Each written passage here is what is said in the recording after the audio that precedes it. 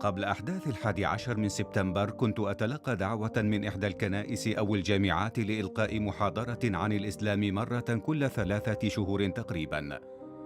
أما بعد أحداث سبتمبر فقد أصبحت محاطا بالدعوات من كل جانب، فقد أصبح الإسلام في دائرة الضوء.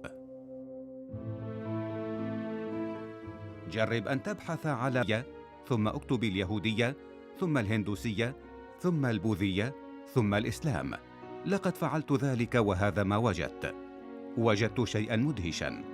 عدد مرات البحث عن الإسلام تساوي تماما ضعف مجموع مرات البحث عن الأديان ال4 الكبيرة الأخرى. ولكن لماذا الإسلام؟ ما الذي يجذب اهتمام الناس إلى الإسلام؟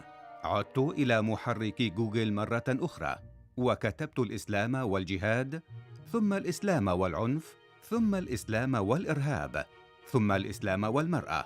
والمدهش مرة أخرى أني وجدت عدد مرات البحث عن الإسلام والمرأة ضعف مجموع عدد مرات البحث عن الإرهاب والعنف والجهاد. فاكتشفت أن الإسلام هو أكثر الأديان التي يهتم الناس بالمعرفة عنها، وأن وضع المرأة في الإسلام هو أكثر ما يهم الناس. منذ أحداث 11 من سبتمبر وأنا أسافر حول العالم لإلقاء محاضرات عن حقيقة الإسلام لغير المسلمين، وقد شاهدت بنفسي الكثيرين يعتنقون الإسلام، وقد لاحظت أن عدد النساء بينهم أكثر كثيرا من عدد الرجال. هل هذا حقيقي أم أني أتخيل؟ وقررت أن أتأكد من ذلك. يذكر موقع مركز الدراسات الإسلامية بجامعة كامبريدج البريطانية، وهي إحدى أشهر الجامعات في العالم، أن 3/4 المسلمين الجدد في بريطانيا من النساء. غوتنبرغ هي ثاني أكبر مدينة في السويد. الإمام أحمد المفتي مدير مسجد غوتنبرغ حدثنا عن ملاحظاته.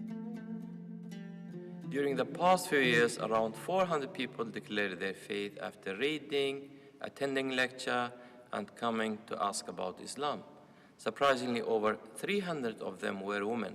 Men were only around 25%. عندما اطلعت على التقرير السنوي لمؤسسة اكتشف الإسلام العالمية، والتي تنطلق من منطقة الخليج، وجدت نسبة النساء إلى الرجال تتراوح حول 70%. ماذا عن باقي أنحاء العالم؟ الشرق الأقصى مثلا. تحدثت من خلال الإنترنت مع حنان، شابة صينية اعتنقت الإسلام وناشطة مع فريق خدمة الإسلام، وهي منظمة دعوية تشارك في معرض هونغ كونغ السنوي وتوزع الكتيبات ونسخا من ترجمة القرآن الكريم.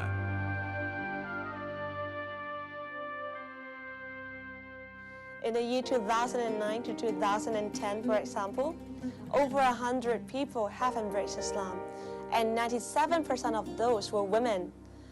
And ever since, we have been witnessing sisters coming into Islam every week, and women were always the winners. That's why our Sunday classes are filled to the brim with sisters, with only a handful of brothers.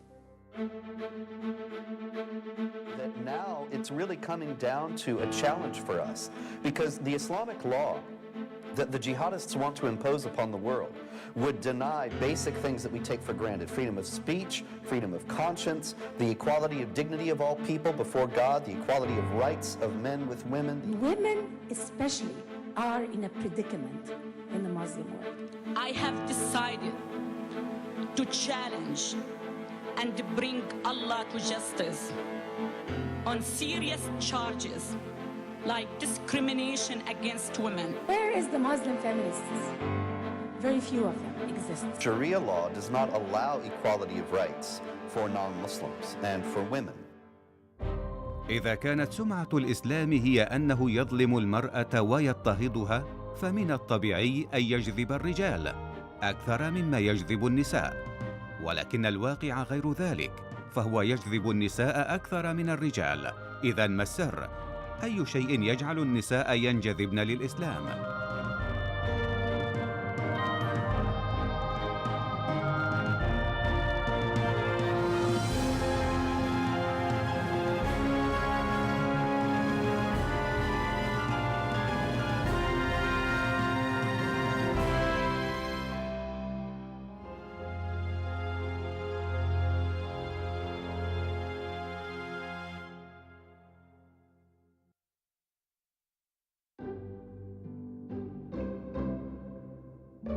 أول مقابلة كانت في بلجيكا.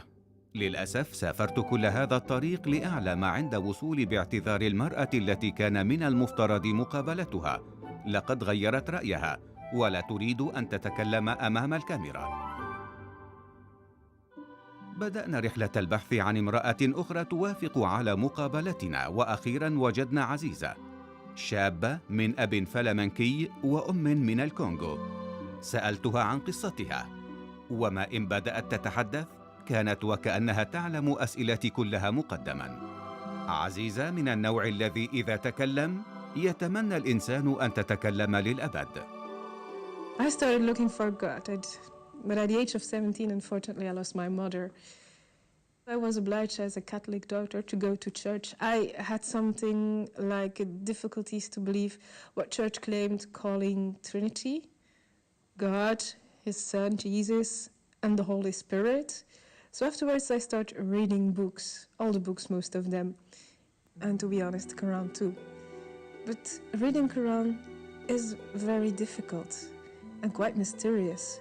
But a few words were very, how can I say, enlightened me, were very strong, like the compassionate that mostly came back in that book. Even if I could not immediately associate with it, but it felt that I need to follow a path.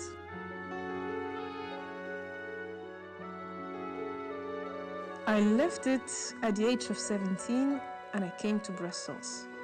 And then I was interacting and meeting many communities, Jewish, Christians, and we were interacting and everything went well. But on the other hand, I met a lot of new friends, Burundi's Muslims, also Moroccan Muslims, Chinese Muslims. Anyway, God opened me for a second time the path to Quran, so I started reading and felt enlightened. I felt better guided.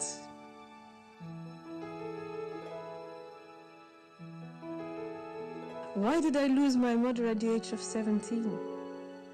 Even if I not feel alone, and even if I am alone, I could feel His presence, even if defining His presence was not easy at all. So when I was in Brussels, I had the luck to be taken under the wing of a Moroccan mother, Fatima, and she really showed me the real values of Islam by taking care of me as I was her own daughter. She showed me by love, by acts, what Islamic values and ethic means. Really, I was lucky. So afterwards, I started studying Arabic at the mosque. And there my professor, a Tunisian professor, Mahmoud, explained me or opened me at least the way to find more information on Islam in a very, very broad sense. So he pushed me to go to the library. And instead of giving or teaching us the rules, grammatical rules, he opened the door and said, go to the library, try to find out what it means. So he opened me the real path to the Islamic education. But on the other hand, I was still living in my context in Belgium with a Catholic father who really imposed me still going to church. And I started wondering if this was the way I need to follow.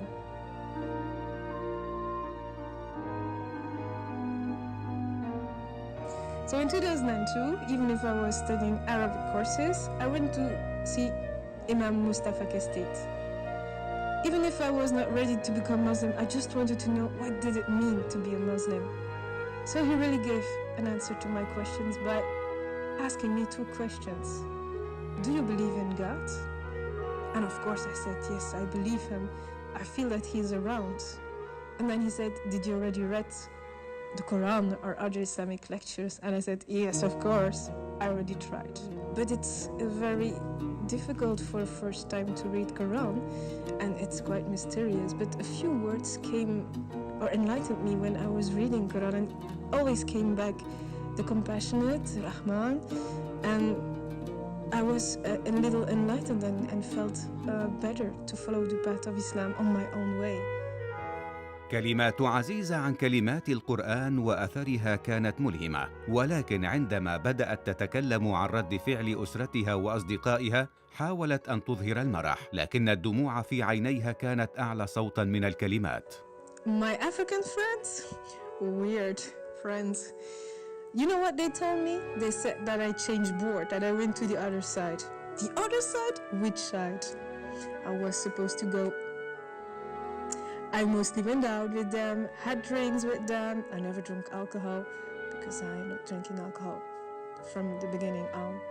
But that was weird. And the family, that's something else. When I told my Catholic father that I was Muslim and that I stopped going to church, he just banned me from his will. He said he didn't want me anymore to be his daughter. And I told him, okay, I'm not your daughter then anymore. So take your will and leave me alone. So it took me 7 years to convince him that I'm just his daughter, Aziza Maria Brakeveld, the daughter that he made.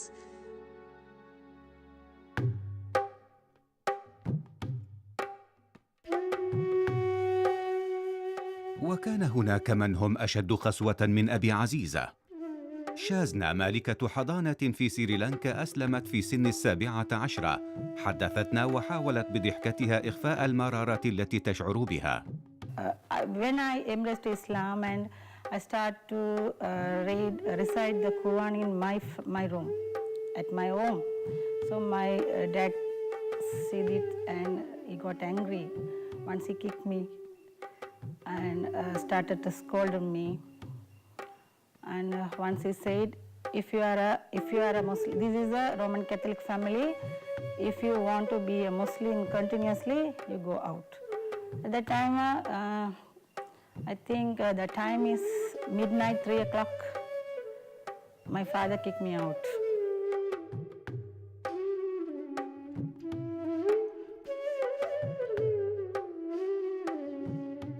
I miss my friends. I had a lot of friends in my school time, so I miss my friends. When I embraced Islam, they didn't talk with me, so I love to talk with them.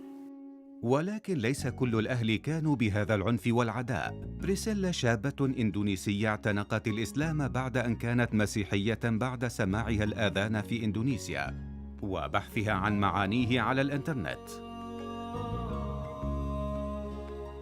بريسيلا حدثتنا عن رد فعل أسرتها. I was glad because my father said, okay, whatever you choose, I'm glad for you. If you feel better with it, then you have to do that.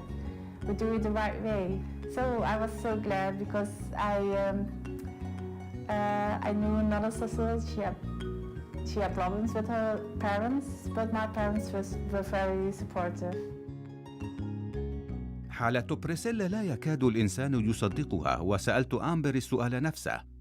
آمبر مدرسة من ولاية كونتيكت الأمريكية وقد تحولت إلى الإسلام بعد أحداث 11 من سبتمبر. My family accepted me after I converted to Islam. They saw that it made me happy. They saw that it was something that was improving me, not the opposite. They did have some reservations, of course, as anyone would, because they were afraid. They knew a lot of stereotypes from the media about Islam, and they thought this might be something that would happen to me, that I would, not socialize with people that I used to know, that I might dress differently, totally different than them, that things would be totally different. When they realized it wasn't, then they were able to accept me. After I wore hijab, it was again difficult for them because it set me apart. But then it was a process. It took time for them to again realize that it wasn't something that would set me apart. It was just something that was part of my religious and spiritual journey.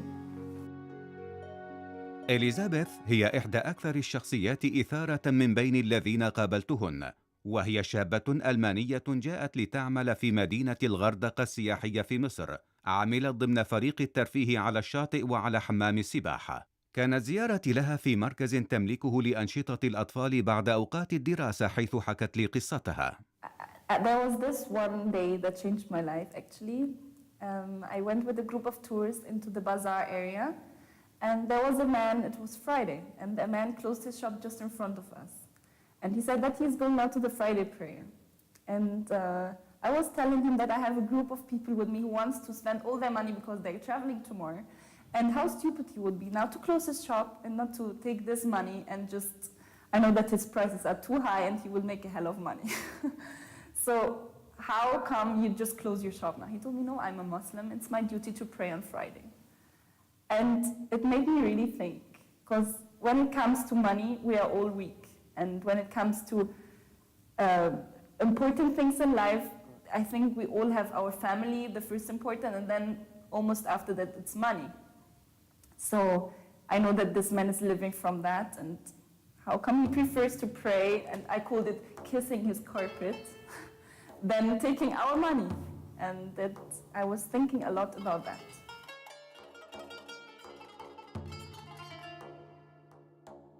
I was just completely lost. Everything I used to believe in was changing. I was really asking basic questions about me, my life, my family, what I want in my life, why I'm here. It was time to actually open the Quran and read the Quran. And I was washing for half an hour before I opened the first time the Quran. I don't know why. I read in the other book about the Prophet's life that you have to wash before you read the Quran. And I kept on washing, and I had a shower. And I washed again my hands. And I was really scared to touch this book because I felt I have to respect the other religion. I don't want to be disrespecting to them. And I just opened it, and I started to read in Surah Al-Baqarah. I just finished it to the half, and I converted to Islam.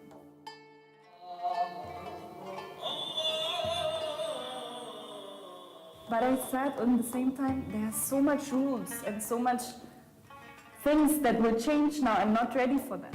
And I was really scared from such a big step. What will my family say? How will I work in such place and being a Muslim? How do I change my hobbies? Like I loved my freedom life, and I used to depend on myself since I'm 16. I moved out when I was 16 and lived by myself, and there was nobody who had to tell me what to do. I know that I can manage by myself everything, and now all of a sudden I have to admit that there's somebody much higher who knows what's right for me. So to just admit that, it's a big step for my pride, and it made me very scared, and I always just thought about the hijab. What will happen if I wear hijab? أخبرتني إليزابيث أنها كانت فتاة إعلانات تظهر في إعلانات لباس البحر البرازيلي، وتحدثت عن أسلوب صناع الإعلانات في التعامل معها. I was a model when I was 15. I wasn't very professional, but you saw me in some cover shoots or in some catwalk shows. I was presenting once the beachwear of Brazilian beachwear. And I remember this day that they told me, oh, you got on some weight. We cannot use you for the next shooting. And I just felt ashamed. I felt, what's the right to speak about my body like that? I'm a personality. I'm just not a product. And I feel that even in the commercials and everywhere, they say sex sells. And they use actually this as an instrument just to sell their product. I don't want to be used as an object. And before I was even veiled, I just covered up my body because I felt the eyes of men. I felt they eat me because I felt I was pretty, and they're really eating me when I'm wearing the bikini at the beach. And I wanted to wear long sleeve, and I started to go even in the pool wearing a t-shirt because I really felt ashamed of how they look at me and just feel, wow, oh la la, like, who's that girl? I don't want to be in any eyes of any man, just like, that he's saying something like that and that I'm an object to them. So. الجنس يحقق المبيعات. لم تكن إليزابيث وحدها من شعرت بأعين الرجال الجائعة تأكل جسدها، فبريسيلا أيضا شعرت بنفس المشاعر وأنها كانت تحتاج لمزيد من احترام الرجال. And also at my work, because I work in a restaurant, in a hotel, and sometimes men are looking at me, but I don't feel comfortable at all. And I started to change my style of clothes, to wear a scarf to cover this area. So that was a step closer to hijab, so I did it step by step. In the past, men looked at me like I was an object. And I didn't want them to look at me like I was a piece of meat. But that they respect me more. دعاة تحرير المرأة يناضلون حول العالم ضد تشييء المرأة أو اعتبارها مجرد أداة. أثبتت الدراسات أن الإنسان الغربي يتعرض يومياً ل2000 إعلان في التلفاز والصحف وفي لافتات الشوارع وفي كل مكان. الإعلانات لا تبيع المنتجات فقط، بل تبيعنا أيضاً قيماً وتصورات عن النجاح في الحياة، وتخبرنا كيف نصبح مشهورين وكيف نكسب محبة الناس ونكون أكثر جاذبية. الإعلانات تحدد لنا من يجب أن نكون، والأداة الجنسية في الإعلان عادة ما تكون عارضة لا يميزها إلا جمالها، شابة جسدها نحيل وقوامها ممشوق وطويلة، بينما معظم النساء لا يشبهونها، ولكنهم يحاولون باستمرار محاكاة هذه المقاييس حتى يصبحن مرغوبات ومحبوبات. كلما ازدادت المرأة شبها بنجمات الإعلانات كلما أصبحت أكثر قبولا في المجتمع. منذ عدة سنوات أثبتت دراسة الدكتورة سوزان فيسك عالمة الطب النفسي بجامعة برينستون الأمريكية أن المركز الذي يعمل في مخ الرجل عندما ينظر إلى نساء شديدات التبرج هو نفس المركز الذي يعمل عندما يتعامل الرجل مع الأدوات الميكانيكية. والإعلام لا يحدد فقط صورة المرأة في الأذهان، بل أيضاً صورة الإسلام. حدثتنا الدكتورة رشا الدسوقي الأستاذة بجامعة الأزهر والداعية طيلة 30 سنة في الولايات المتحدة عن أجندة الإعلام السياسية. Unfortunately, Islam has suffered from bad media all over the world.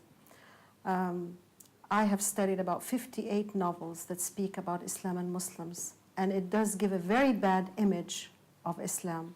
The reason is all these political events that happen around the world are connected to the media. Whenever there is a very hot issue, whenever there is a fight over something, whenever there is a new revolution, you find that the media intensifies against the Muslims. And all the old images that we have seen by Orientalists in the 16th century, things that have to do with the Crusades, things that have to do with wars between Muslims and non-Muslims, they bring all these up again, conjure them up in the memory of the viewer in order to bash Islam and make it look bad. So what we advise is that people seek the sources of Islam and talk to Muslim people and not think that the media is the only source about Islam and Muslims. ليلى أحمد الأستاذة في كلية الإلهيات بجامعة هارفارد الأمريكية قابلتنا وحدثتنا عن أجهزة الإعلام. The idea that Islam oppresses women became just a normal view expressed in the media and so on, even though there was no ground to it. Historically, there's no evidence for this. It was just a prejudice that was being repeated by the media. And many Muslim women felt offended by this, and they wanted to make clear to whoever they were speaking with or wherever they were out in the streets that they were Muslim and they stood by it and did not accept the prejudices. It always disappoints me when I watch the media and I see more falsity than truth about Islam. There's many experts about Islam, but they're not always Muslims themselves. They're people who get information from places that seems to be something other than what most Muslims understand. And I always find that the media will latch on to anything bad someone that happens to be Muslim does. While there are so many millions of Muslims out in the world that are doing great things, great projects, great initiatives, but they're never mentioned. After 9/11, there was a time when I honestly hardly could bear to turn on the television because this was when we were going to war, of course, immediately after 9/11, we were going to war with Afghanistan. And there was endless shots of women in burqa, suffering, how we had to go and rescue them. And this somehow, this was Islamic oppression of women. The burqa was sign of that. And by extension, any kind of head covering was seen as Islamic oppression. And that became the prevailing narrative in America for a few months. It was really quite distressing. So it was very much a media issue and a political issue, but it was presented as women's oppression in Islam, and therefore Islam was just terribly oppressive. And that extended, and that was partly why I'm sure women were attacked. Young American women wearing hijab suffered the consequences of this media representation. A lot of people were getting information from the media that wasn't correct about Islam. What I was able to do, and this was a positive thing, was be able to pass on information that was the truth about Islam. People who were wondering about it, people who didn't know anything about it, when they found out I was Muslim, they would ask me questions, and I was able to tell them what a great thing Islam is, what it meant to me, how it inspired me. And this was a positive thing that I was able to find after I converted. Even though initially I was very scared, I was afraid people would sort of turn away from me and not listen to me. But I actually found there's many people that are open to hearing what you have to say. They're actually curious. They just don't have anyone to ask. في بلجيكا تلقيت أخباراً تقول إننا يمكننا أن نقابل إحدى غير المسلمات وتدعى هارموني. عندما أسلم أخوها منذ 8 سنوات قالت لنفسها: طالما أن أخي دخل الإسلام فبالتأكيد أن ما تقوله وسائل الإعلام ليس صحيحاً. ثم التحقت بجامعة لوفن البلجيكية لتدرس هذا الدين. هذا بعض ما قالته لنا في المقابلة. Islamophobes hurt the Islam in a way, but on the other side they make publicity because of their bad behavior and their hurtful sayings. People will start to investigate by themselves, so they will go and look about the Islam. And so actually Islamophobes make publicity. Maybe it's not intentional, but they do it. But yeah, they hurt some people in a way.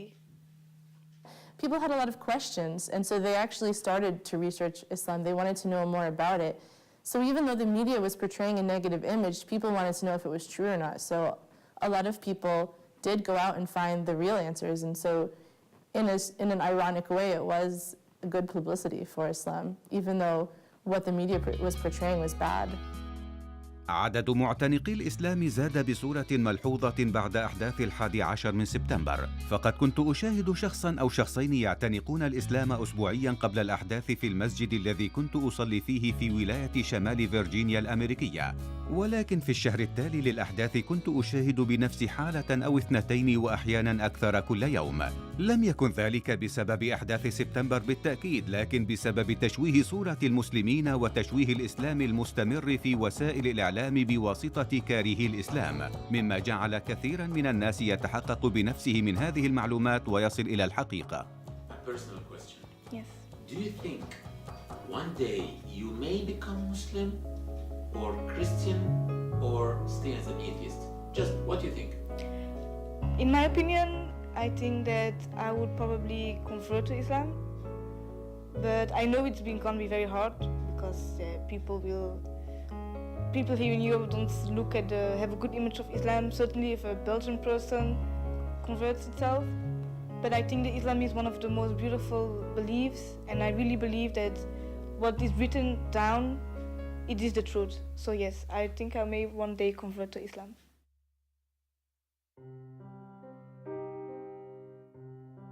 ليس بعيداً عن بلجيكا قابلنا بولين، وهي طبيبة أطفال هولندية وقد كلمتنا عن قصة إسلامها.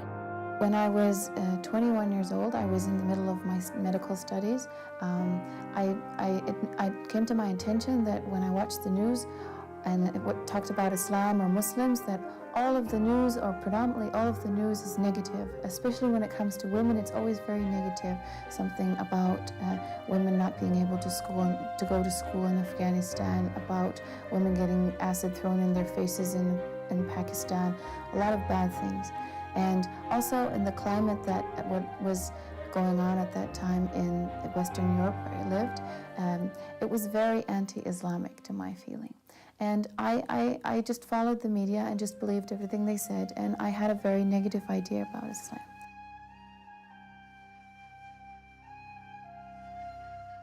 During that year when I was 21, I started to, in my free time, get some extra information about Islam. And the reason I wanted to do that is because I wanted to have more arguments about why this was such a horrible religion. I wanted to be able to debate people about it. So in my free time, like I said, I started to read some stuff, to watch some videos about Islam. And in the beginning, I could still say, okay, I hate this religion, it's bad because of this and this and this. But as I read more and more, I started to really feel, I started to feel I liked it.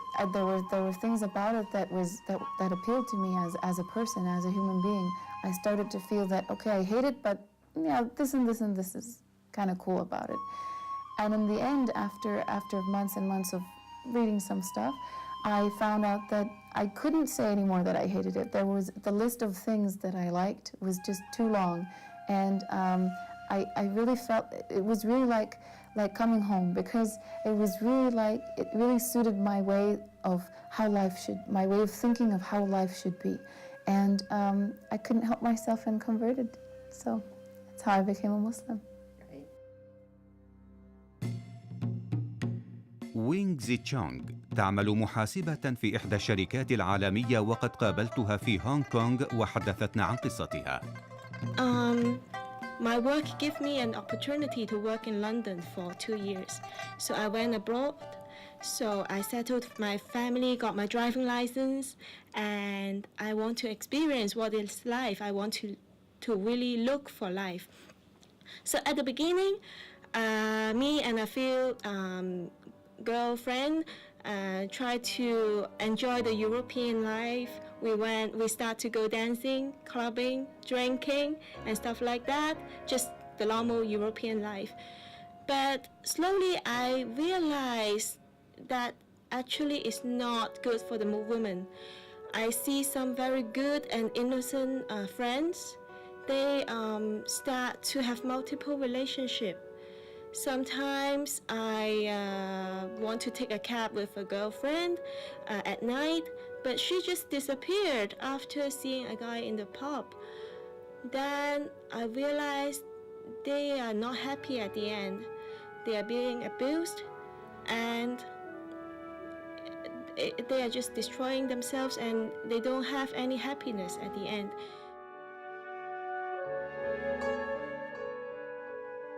I start to think this European or Western lifestyle that we always feel superior, but I cannot find an answer within that.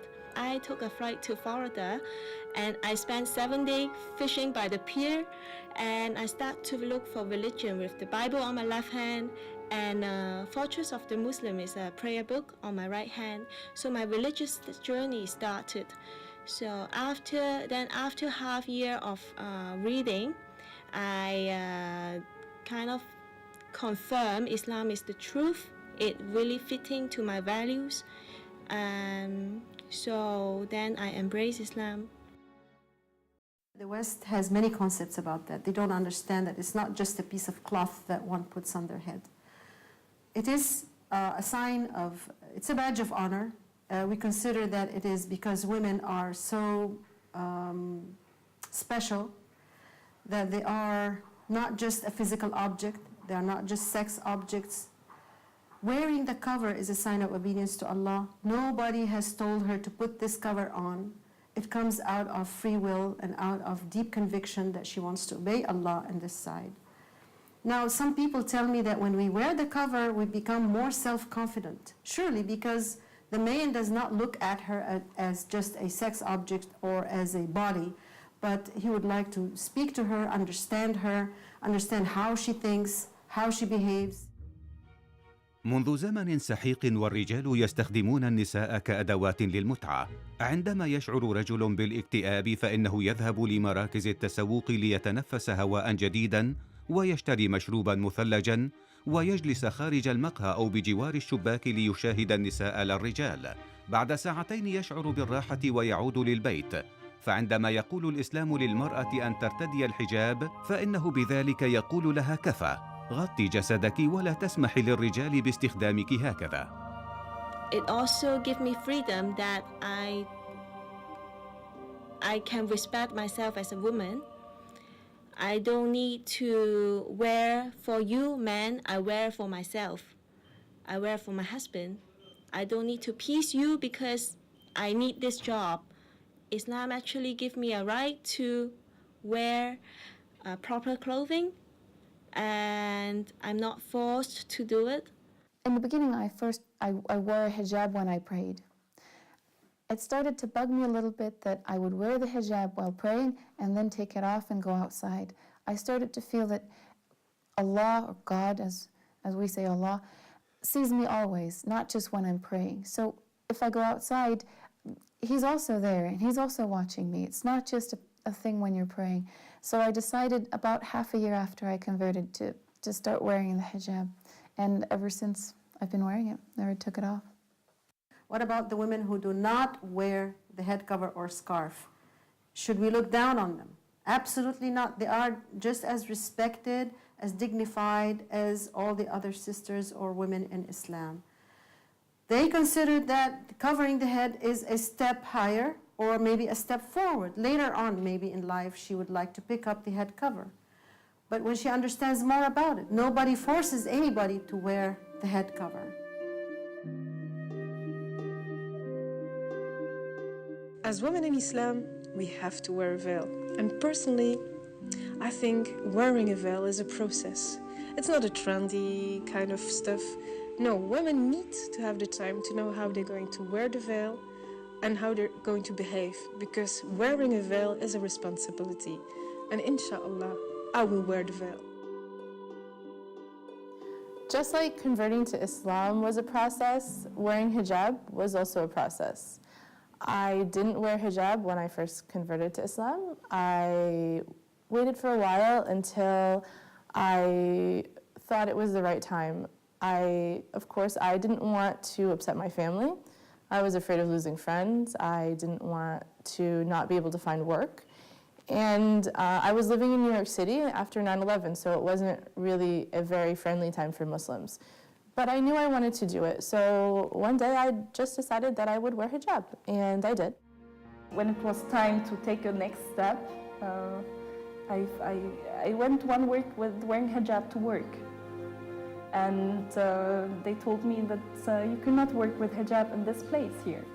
So I told them that actually it's 1 week to go to Ramadan and I really want to wear hijab. And I told you 3 months ago that I'm a Muslim. When it comes to Ramadan, I'm going to wear the hijab. I didn't have any knowledge, but I knew that Ramadan is a very holy month and I wanted to wear hijab in this month. Why and however, I didn't know by then, but I just felt I have to do that. And they offered me the double of the salary if I just take it off and stay for the next season, because all the kids love me and they want to come back only for me, so please stay. And they gave me an apartment, they gave me the food, they gave me everything.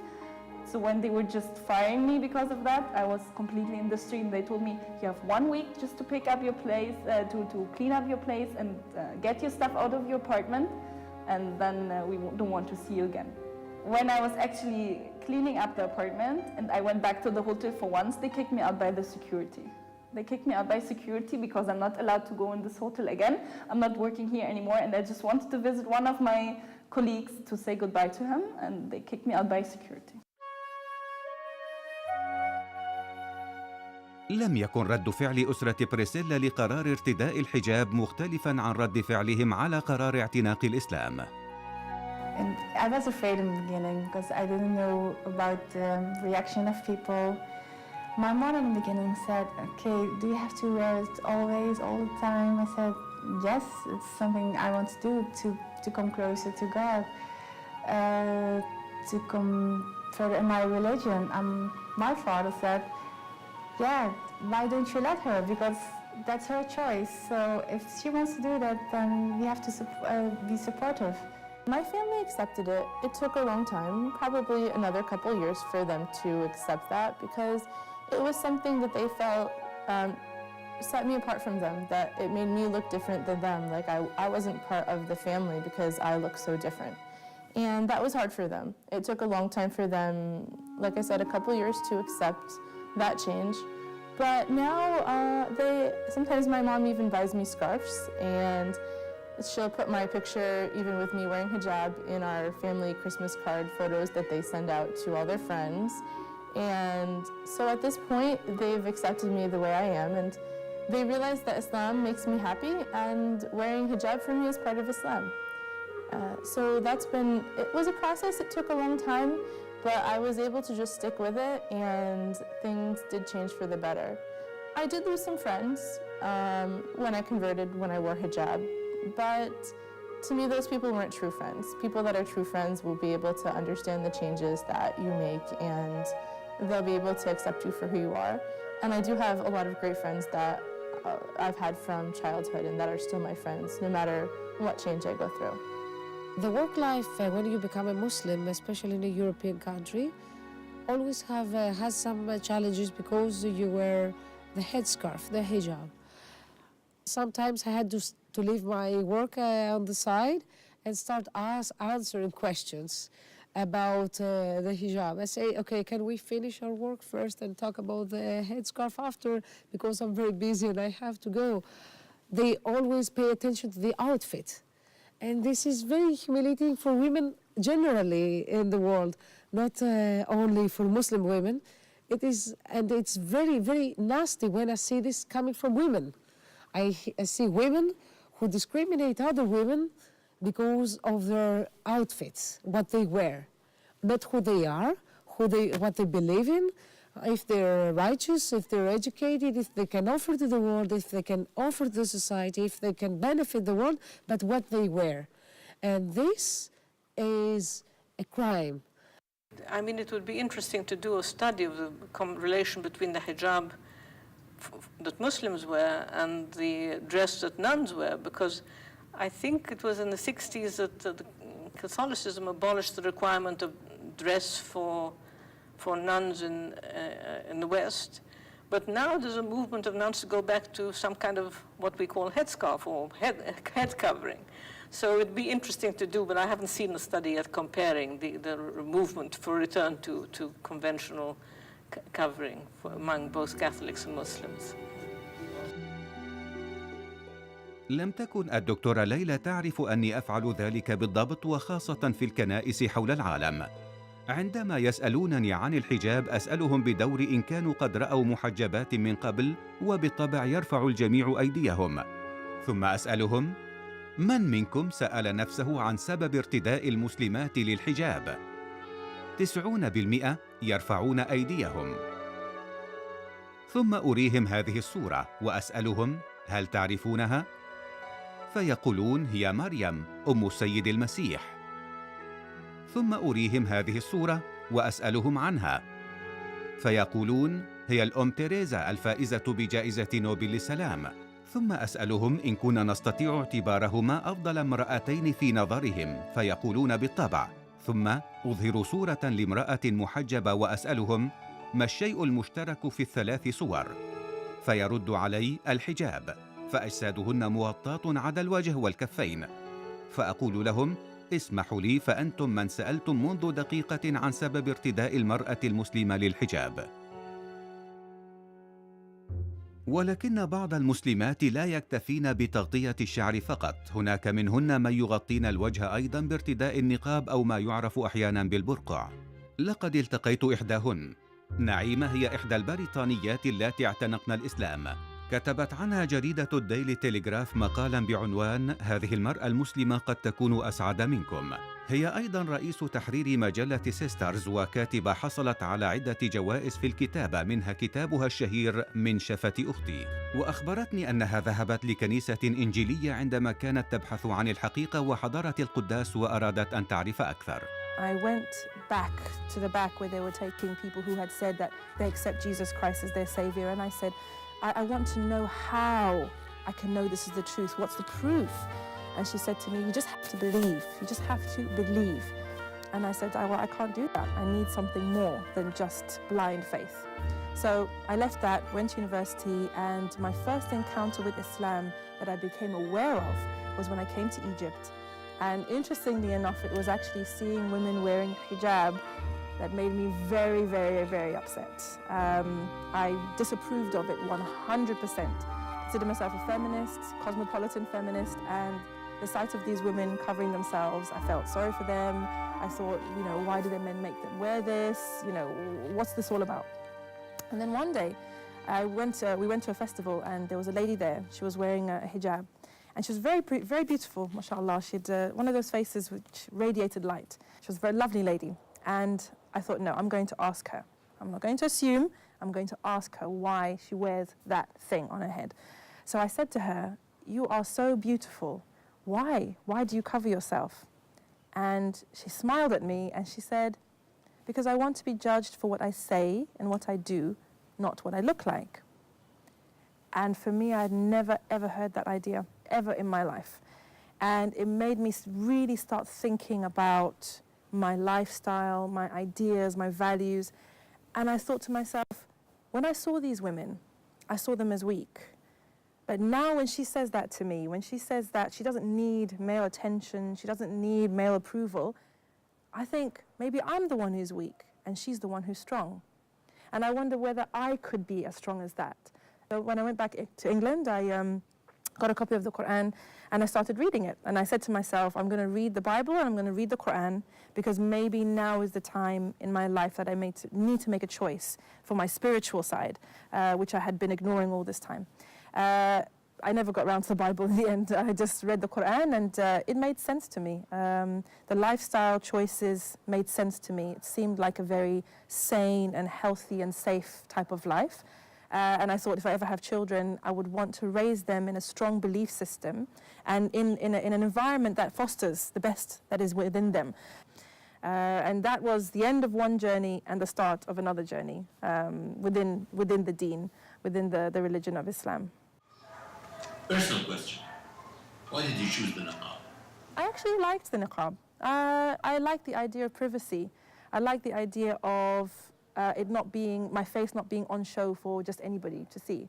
I remember specifically one incident that made me decide to start covering my face is when I was going home. It was quite late and I was going home from work on the train. And I was standing up because there were no seats available.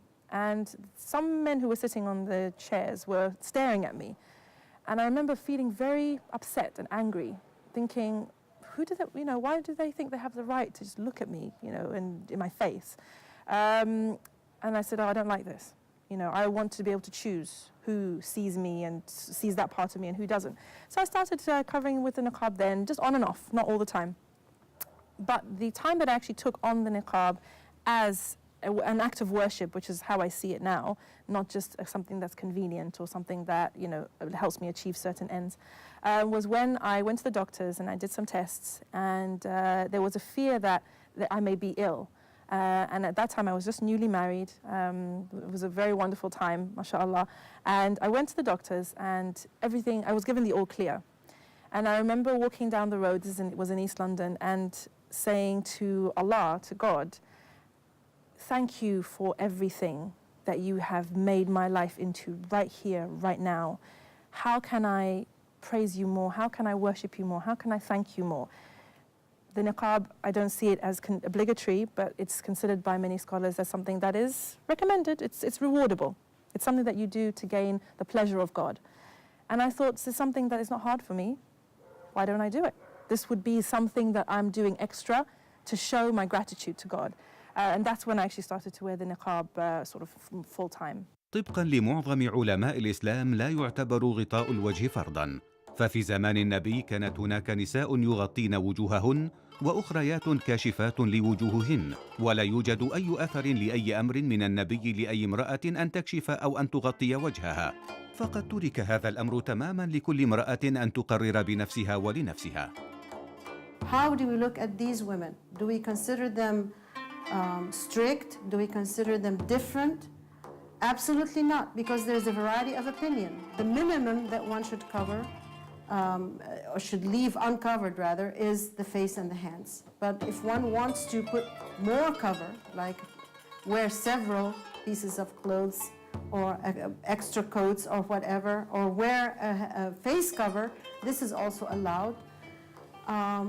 Some women are more bashful than others. They are more beautiful than others. They choose to cover their faces because their beauty should just be for themselves and for their husbands. And absolutely, they do have that option.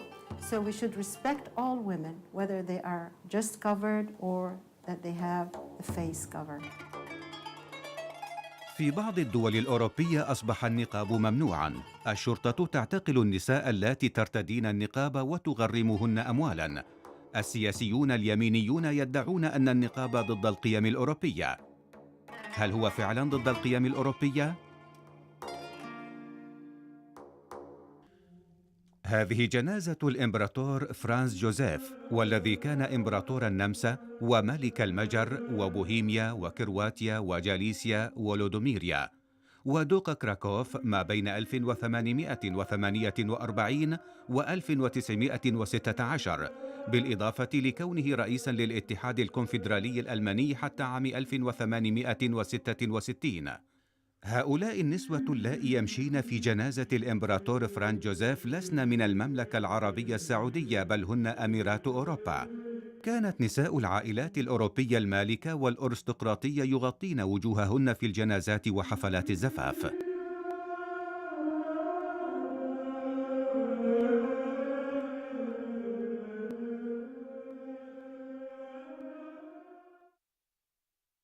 The media needs symbols. It needs symbols of oppression. It needs symbols of backwardness. And it's chosen niqab as its symbol of oppression and backwardness and call to gender rights and things like this. So in terms of the media, there's not really much that one can do to tackle the media, except for trying as much as possible to put positive images of women in niqab out there. The more women we have in niqab, who are achieving great things, who are going out there and making a difference, the more the public perception of niqab starts to change. It upsets me when people see the niqab as something that holds women back. I don't believe that. Yes, there are restrictions and there are things that are more difficult for you, but it depends on who you are as a person. Because if you are hardworking, if you are determined, if you believe in yourself, if you have great ideas, if you're a people person, the niqab makes no difference, because people will get over that by the force of your personality. I believe that because that's been my experience. Within my work, I've gone into schools, I've lectured in university halls, I've been on television, on radio, etc., talking about other things, not only the niqab. And at the end of the day, if you're an intelligent woman, you're intelligent whether your face is showing or not. If you're funny whether your face is covered or not. If you're kind whether your face is covered or not. And it's up to society to be open to receiving what women in niqab have to offer, and it's also up to women in niqab to go out there and make a space for themselves and make that space where they can contribute to society. كتاب الدكتورة ليلى أحمد الشهير الثورة الصامتة يبحث في ظاهرة انتشار الحجاب في الولايات المتحدة، ولكن لدراسة هذه الظاهرة اضطرت لدراستها في مصر أولاً. The idea that Islam oppressed women and therefore you needed imperialists to liberate Muslim women was a British imperial idea. It developed in the 19th century, late 19th century, when and it was very strong in Egypt, but also in India. And of course, the imperialists believed not only Islam, they believed Hinduism, and anything else anything that was not British and white was oppressive to women. So they justified their reasons for ruling in these places and for retaining power and refusing to give the local people power was that their way of life, their religion was superior and Islam was inferior. In the late 19th century, when the British began to propound the idea that the sign of Islamic inferiority was the hijab, in fact, Christians, Jews, and Muslims in Cairo all wore some form of head covering. So Qasim Amin published a book in 1899. He studied in Europe, by the way. He was an Egyptian lawyer who studied in France and was very close to the French, and in Egypt he was close to the British rulers. And he wrote a book calling for the end of hijab and for women's unveiling. Because he argued that this was necessary for the progress of the nation, not just for the women, but the progress of the nation. And this became something widely accepted by the ruling classes of Egypt. And that was why, historically, why people like me and my mother never wore hijab, because we were the products of an era which inherited the British belief that hijab was a sign of Muslim inferiority and therefore we don't need to wear it. When I began to think about the question in the mid-1990s, the hijab was very rare still in America. I had no students who wore hijab back then. So at that point I began to ask myself, so why are they wearing hijab in America? I didn't wear it in Egypt 50 years ago. It doesn't mean we gave up Islam, but why is it becoming now important? And in order to answer that question of why women in Cambridge, Massachusetts, in the United States were wearing hijab, I found myself I had to go back and study Egypt, because Egypt was the source of the spread of the wearing of the hijab in the second half of the 20th century. And again, let me speak personally, I began by assuming that the fact that they were wearing it was something anti-feminist, something patriarchal. They were accepting some patriarchal way of thinking about women. And I began by thinking, well, it must be some kind of fundamentalist, anti-Western Islam. That was my starting point. And you can see how my own assumptions were marked by my own heritage, growing up in Egypt in the era when colonial ideas of the inferiority of Islam or the backwardness of veil were normal. I grew up in that world, and many people of my generation some people are very angry at women wearing hijab today. And I started not by being angry, but by being baffled. And I wanted to answer, what does it mean? Are they fundamentalists? Are they anti-feminists? What is it? I found that there were lots of reasons, practical reasons. Now, I'm leaving aside the question of the religious belief. You know, one can just assume that that's an important key element. But I based my observations on the studies that were done at the time by anthropologists and various scholars of kind, asking women, why are you wearing hijab? What does it mean to you? And among the answers they gave was disenchantment with the corruption of society, that they were standing for justice. They wanted a new kind of society, and also that gave them rights. So they had the right to go to work now. In the old days, it was awkward for women to work in an office full of men. As they put on hijab, they could say, well, you know, we're Islamically covered. You have no right to discriminate against us. And so this was a way of getting jobs, and it empowered them within the family, because they could tell their parents, yes, we can go out alone. If their parents objected, say, you know, we're Islamic women, and we show it in our dress, and we have the right to do this, to go out, to pursue our positions and jobs. So it did not lead to their oppression. وقد استطردت الدكتورة ليلى في كلامها عن الحجاب قائلة إنه يشكل مشكلة للنساء في أمريكا بل خطراً على حياتهن، على عكس الحال في مصر حيث جعل الحجاب حياة المرأة أسهل. In the media, there was a very strong anti-Islamic wave after 9/11, and you know, I'm sure people heard all over the world, there were women in hijab who were attacked in the streets. I know one of my students once in one of my classes arrived in class in a terrible mess. Somebody had tried to pull her hijab off and had spat at her and pushed her off the pavement, and there were these kinds of events happening. In fact, one of the young women I asked, what does wearing hijab mean to you and why do you wear it? She said among the reasons that she wore it was the same reason that her Jewish friends, male friends, wore a yarmulke. It's a way of saying we're a minority. We have a right to be here. These are our rights, and you should respect us, and you should not be contemptuous of us.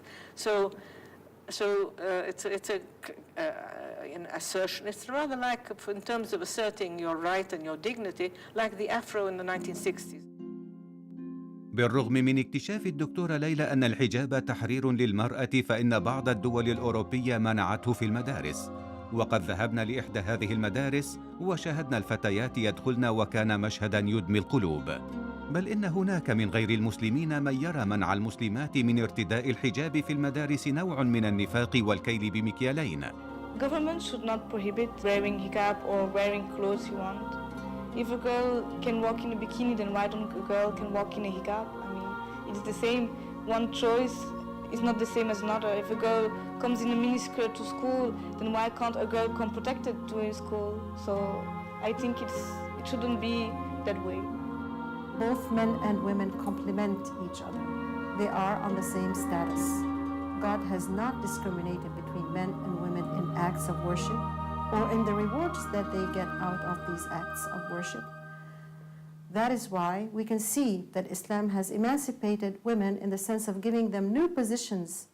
As before Islam, there was no liberation in that sense. So we have, for example, a lady called Ashifa bint Abdullah. She used to be the administrator of the souk, or the market. And she used to have the job of a policewoman. She would hold people accountable for any cheating that happened in the market, which means that she's almost a judge in this sense. And women held several positions along the line after many years after Islam spread. They were actually also jurors. They would give juridical verdicts, and this happened in Andalusia. Women used to put lanterns at their doors to invite people to come and learn from them. Aisha, peace be upon her, herself was a scholar in her own right, and she used to disseminate the verdicts that the Prophet could not give to women concerning women issues.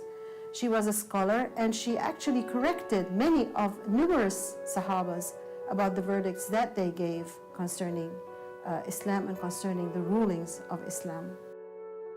Well, one of the extraordinary things that I found, having begun by assuming that women who wore hijab were more accepted patriarchy and were not feminist, it was very surprising for me to discover that actually some of the most feminist Muslims of the younger generation in America were women who wore hijab. They were fighting for equal rights, they were fighting against domestic violence, they were very active in all the spheres for women's rights.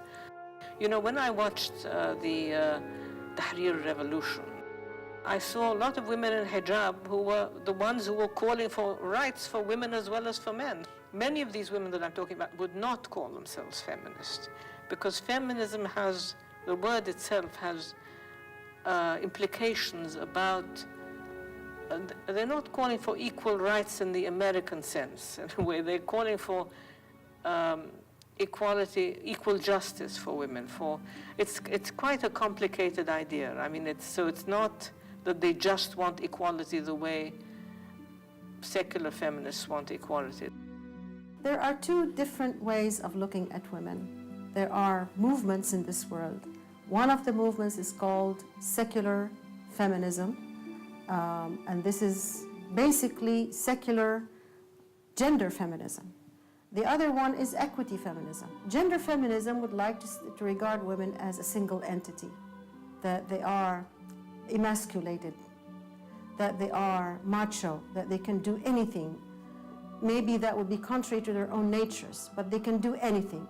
Now, equity feminism is more or less like Islam, and it does cover all the rights that women in Islam would like to have, and that actually women in Islam have been given 1,500 years ago.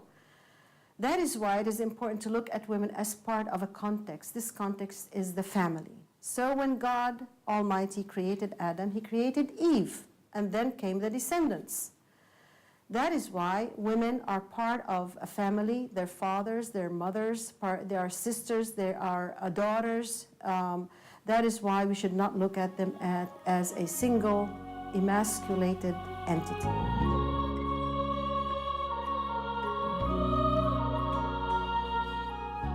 Islam does give women rights. Over 1,400 years ago, the Prophet Muhammad, peace be upon him, received the Holy Quran as a revelation that not only acknowledged women's rights, but protected those rights. Women did have a role in politics during the time of the Prophet Muhammad. There was a female Sahaba, Salama, or a female companion of the Prophet, who did provide consultation for him.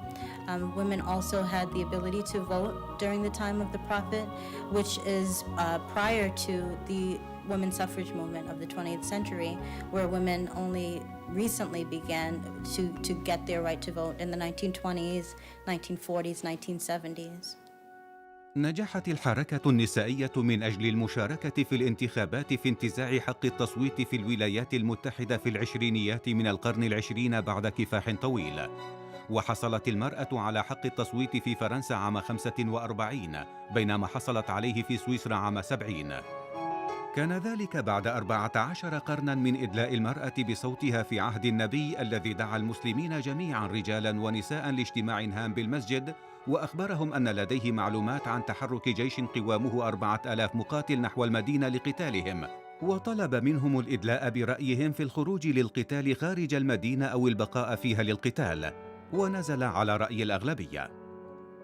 حطت ثقافات عديدة من شأن المرأة مثل الثقافة الرومانية والإغريقية والفارسية والعربية. وصل الأمر بالعرب لاعتبار المولودة الأنثى شؤما، فقام بعضهم بوأدها حية، ثم فجأة ظهر رجل يقول للمرأة: أنت متساوية مع الرجل أمام الله ومتساوية معه أمام القانون. فكانت نقلة نوعية غير مسبوقة. الإسلام يقول للنساء إنهن متساويات مع الرجال، ولكنهن مختلفات، فهن يقمن ببعض الأشياء أفضل من الرجال، والرجال يقومون بأشياء أخرى أفضل من النساء، فهم يكملون بعضهم بعضا. Me being a Muslim makes me a feminist because I believe in women's rights. And any Muslim man should be, in that definition, he should be a feminist too. There shouldn't be any fear or favor when it comes to granting the rights that Allah has given us. As a Muslim woman, it is particularly important to me that every sector of society has the rights that God has given them. These are literally God-given rights. And there are countries in our societies where that's not happening. And in those societies, we should be calling for those rights to be given.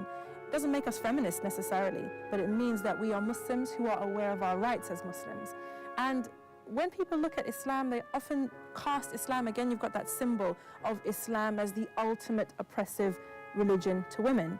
And people always ask this question, then in that case, why are so many women becoming Muslim? Why are so many women willing to subject themselves to this oppressive religion and subject themselves to this oppressive scarf and all this kind of thing? And very much for those people, it is about changing your lens, because you see oppression where others see freedom.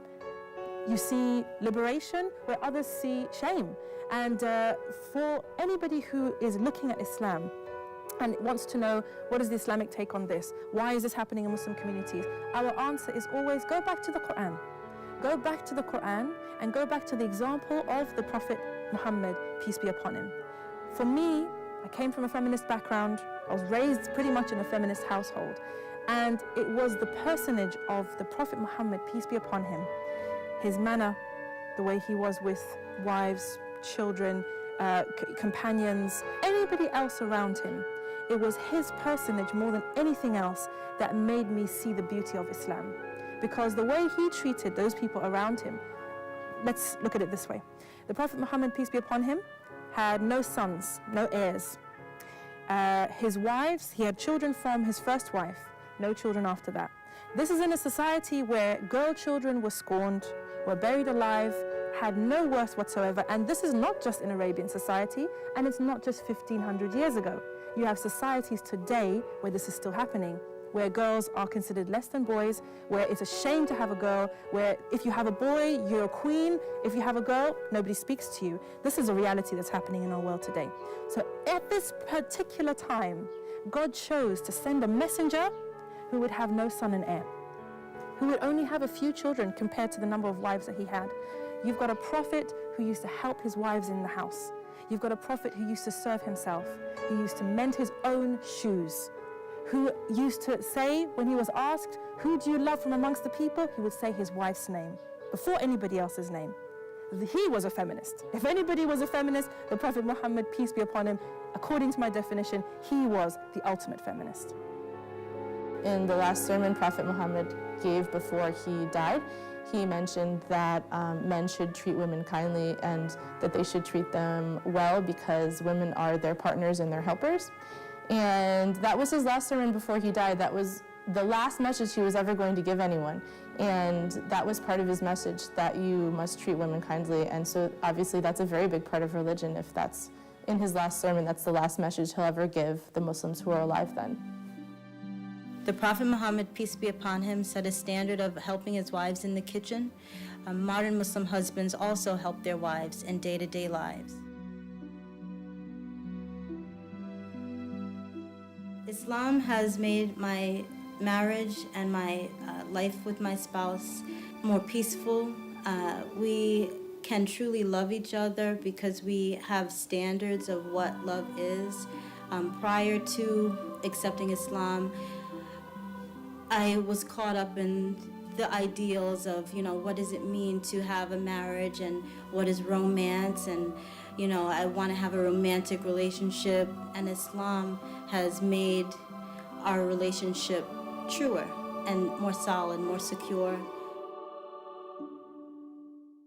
تقريبا في كل مقابلات مع المسلمات الجدد الاثني عشر كان هناك معنى يتردد كعامل جذب للإسلام، ألا وهو الحرية.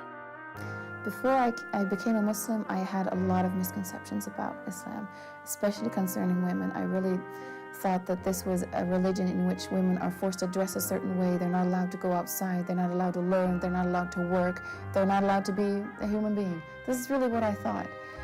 But after I converted, I found out that all my misconceptions, all the ideas I had about women in Islam were wrong.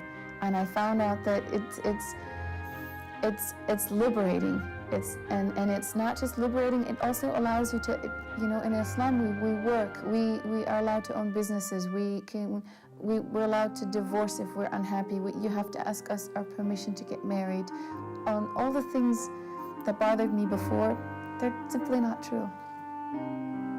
I see that in Islam, as a woman, I can be who I want to be. I can work. Another important thing is I can dress how I want to. I'm not pushed by the media, by the fashion of the day. My body is my own. I'm free from all the looks of people. I'm free from all the pressure of being too skinny or being too fat or walking on high heels or wearing certain super expensive designer clothes that after you wear them twice, you gotta buy new ones. I can just focus on my real life. I can focus on my family. I can focus on my work. I can focus on my God. I can focus on myself. I don't have to focus about what everybody else thinks about me. And I think this is one of the things that is so attractive in Islam for women. You are valued for the person you are. You're liberated from having to be an object, having to be something that's only there for being beautiful. You're free to express yourself. You're free to work, to be a mother if you want to be, because you don't have to work. You can. That's another difference. Islam is providing me more liberty, because being a woman in Islam, I can choose if I want to go to work. Being a married woman in Islam, my husband needs to provide for me. I also have the liberty to choose if I stay at home and educate my child or not. And I choose to stay at home and educate my child. I also feel more freedom. In Hong Kong, every woman have to work. Even you are a man, you will think women have to work for the family. But in Islam, actually, man has the responsibility. I can choose to work, and you cannot disallow me to work, but I can choose to work or not. The concept of original sin and the freedom of women, because people had thought that woman was the cause of all evils. She's the one that tempted Adam. She's the one that asked him to eat from the tree. Consequently, all women were evil and they were seducers.